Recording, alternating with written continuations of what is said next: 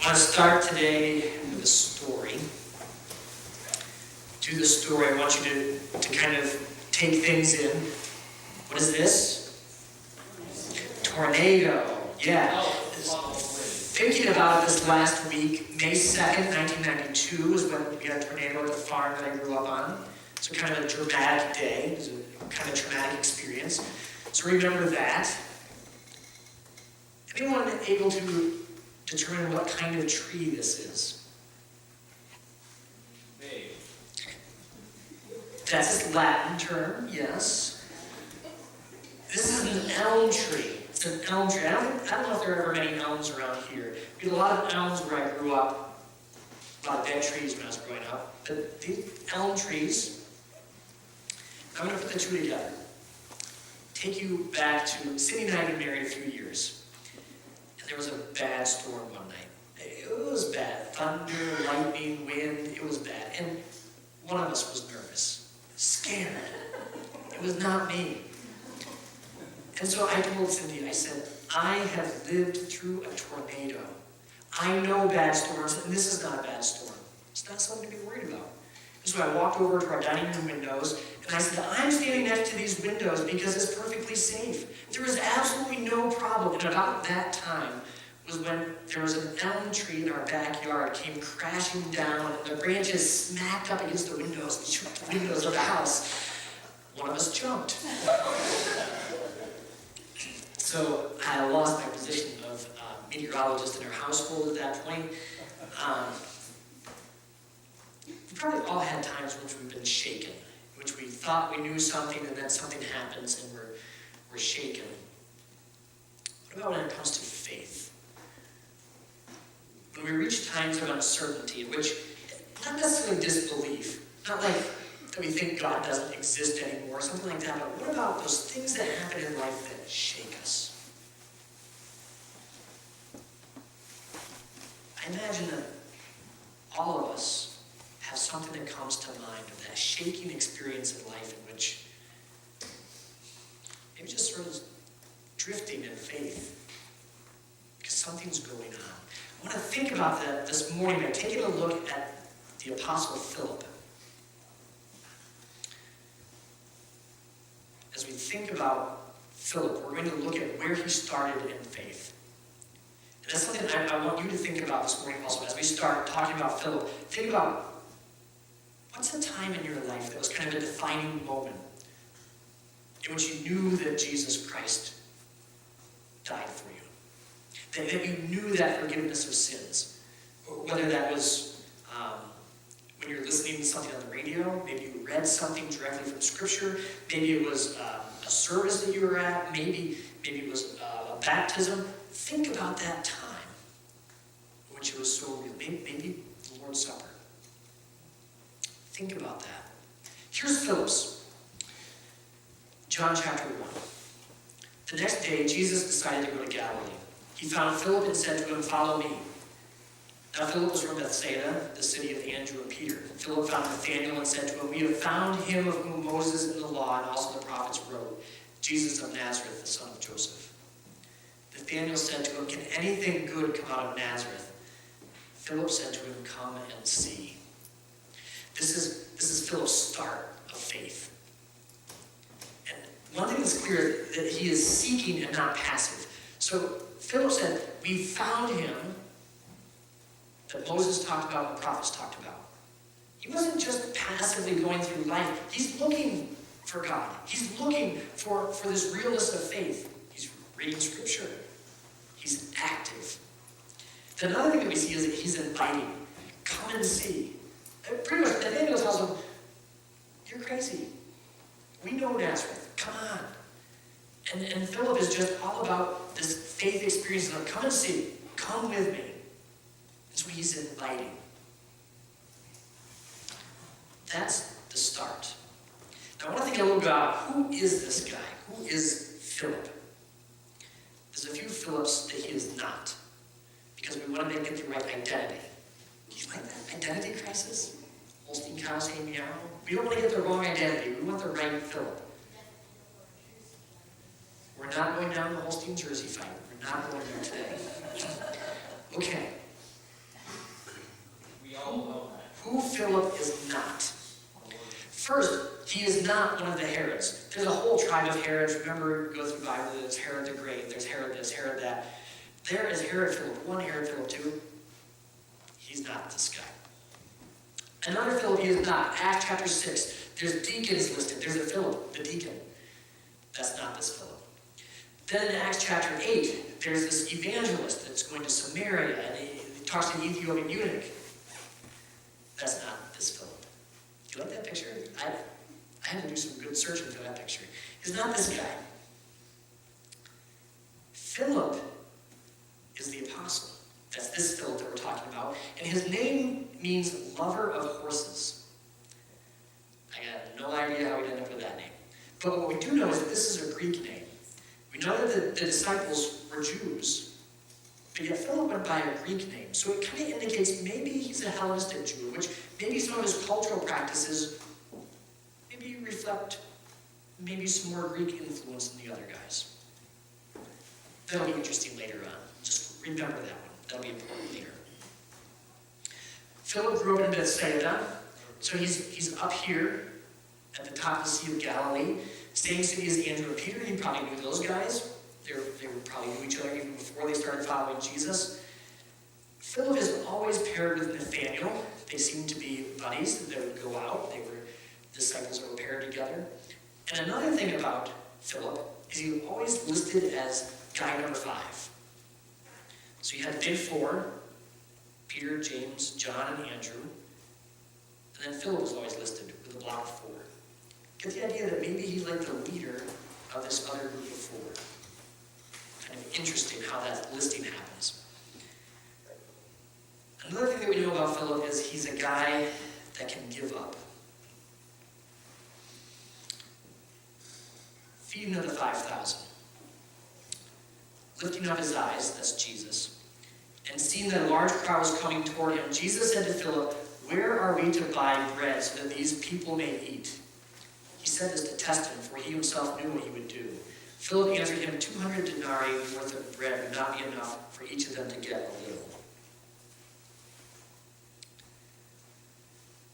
Philip gives up. What he sees is the mundane. He doesn't see what Jesus can do here. What he sees is, this is impossible, and all we've got is nothing. And think about it, when Jesus asked that question, Philip was already calculating.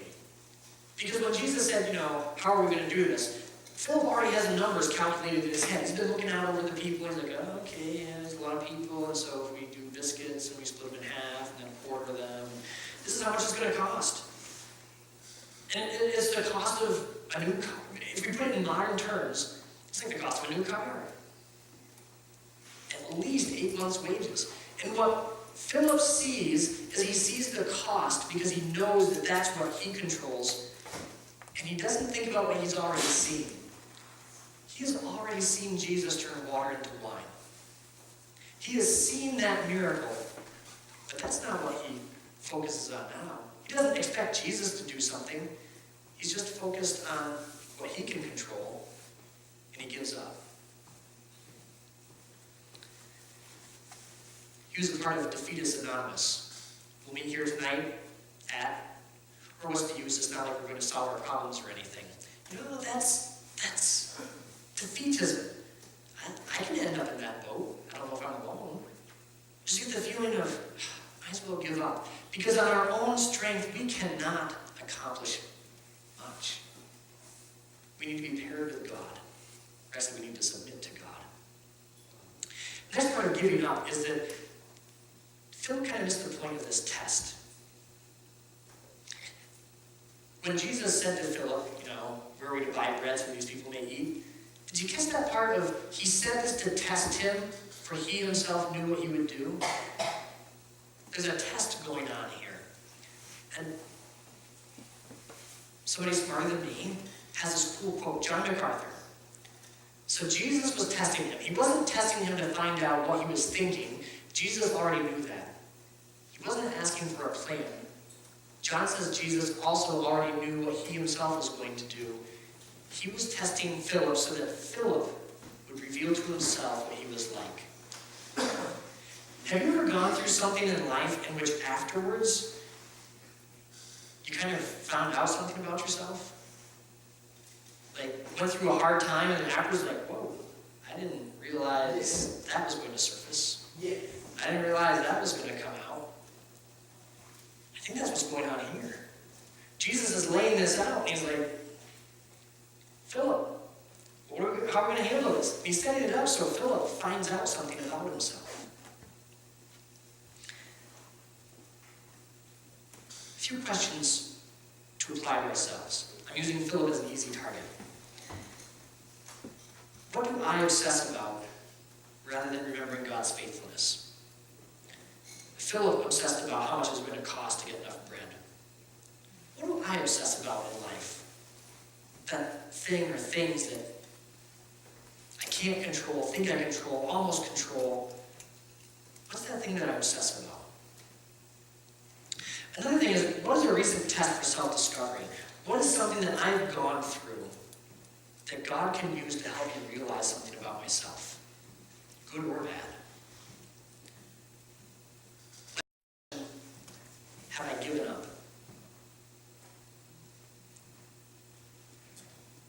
Have I given up? Reflect on that one. Philip doesn't end here. We also get a picture of Philip and rocking the boat. There is a time to rock the boat and not rock the boat. Right? This is a time not to rock the boat when people are getting in. I'm envisioning that these are two brothers, and one is going to send the boat over. Right? And I bet it's the older brother, because the younger brother is always innocent.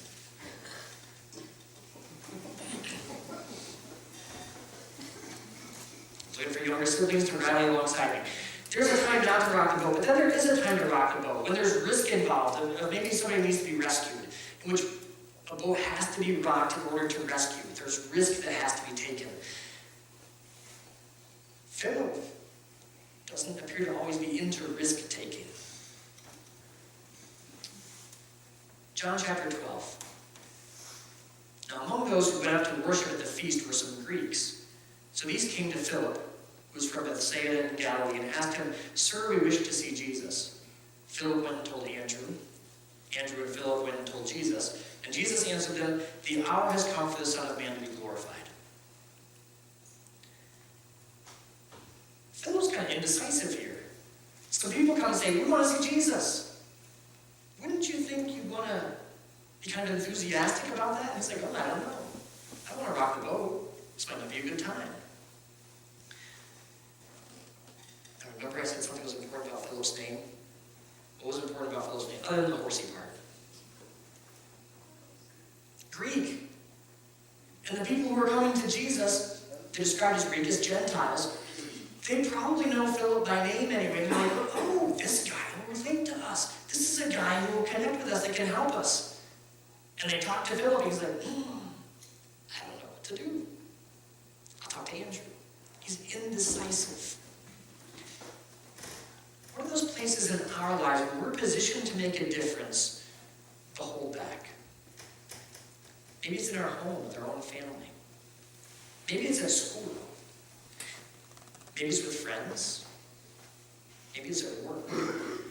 In which we have the opportunity to rock the boat for the right reasons, but we hold back because we're indecisive. We hold back because we just don't want to rock the boat. Philip sets up an example. Maybe there's a time to rock the boat. Now it's time to have a quiz, because this is exciting. This is like 7th inning stretch, which you know the sermon hasn't landed yet, but it's going to get there eventually. This is where everyone comes back alive. We're going to go through state mottos, state slogans, that sort of thing. We'll start easy. What state is the Empire State? New York. New York. Oh, you guys are good. All right. Next one. The Silver State.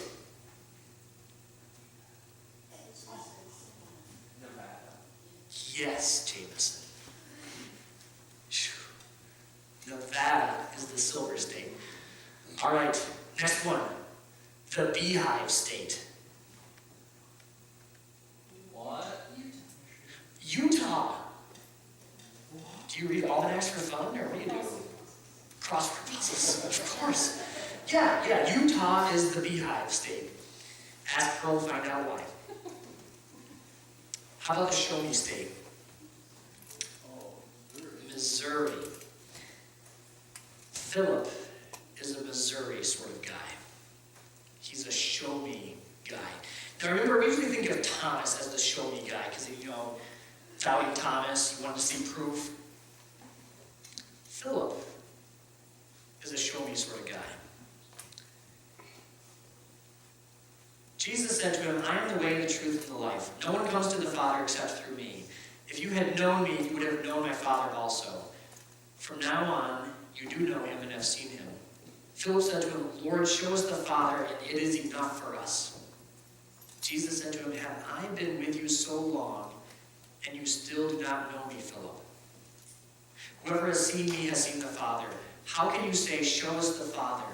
Do you not believe that I am in the Father, and the Father is in me? The words that I say to you, I do not speak on my own authority, but the Father who dwells in me does his works. Believe me that I am in the Father, and the Father is in me, or else believe on account of the works themselves.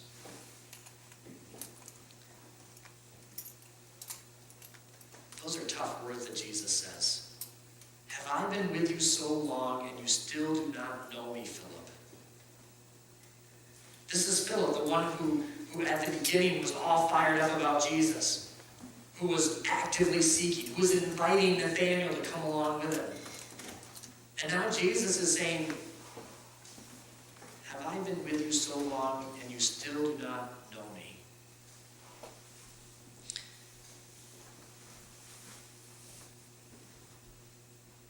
It's not necessarily that Philip went into disbelief, but it does give the impression that Philip is wandering.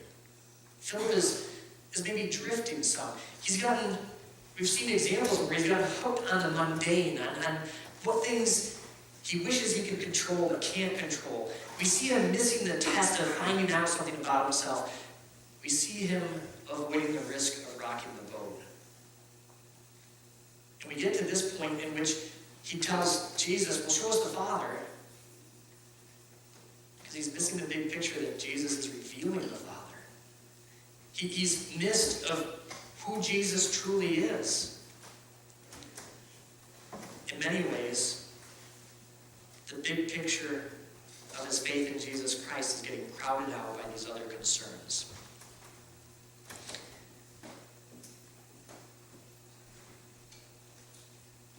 When we started today, we're talking about uncertainty. Talking about times in life in which we get shaken and we start drifting some because there's concerns that captivate us, that keep us locked onto things. I think the example of Philip points us to step back and remember what our faith is rooted in. Step back and remember those times in which we know that God is real, in which we've seen God work in our lives previously. And remember that he's going to work even now, even in tough circumstances, even no matter what sort of shadowy things we see on the horizon. God's there. When we look back and see God at work, our confidence is renewed of what lies ahead. From church tradition, Philip the apostle would go on to preach to thousands of people. Many would come to a saving knowledge of Jesus Christ. Philip, according to tradition, would be the second martyr of the 12 apostles. Not a guy who was drifting. A guy who renewed his faith walk, who followed closely, who was active in pursuing Jesus, who was inviting others in because he did not let go of the foundation of his faith, no matter what sort of circumstances came along. I hope that we join Philip in that.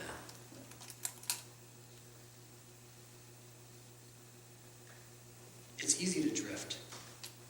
It's easy to be consumed by the concerns of today and this week and lose sight of the one who holds today and tomorrow.